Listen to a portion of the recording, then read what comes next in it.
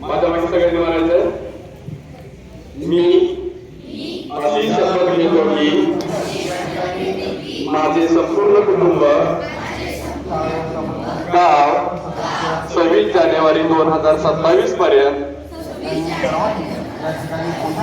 साक्षर करेल.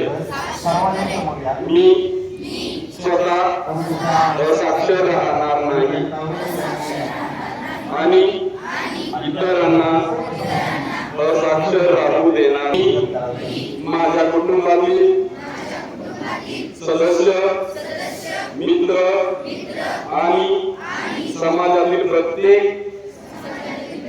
व्यक्तीला वाचन, लेखन व संज्ञान शिकण्यासाठी प्रयत्नशील राहील. मी किमान 2 असाक्षर व्यक्ती साक्षर करण्यासाठी प्रचार प्रसार करेल. मुलगा असो वा मुलगी,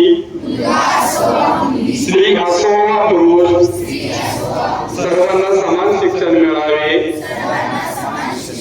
यासाठी मी प्रयत्नशील राहील.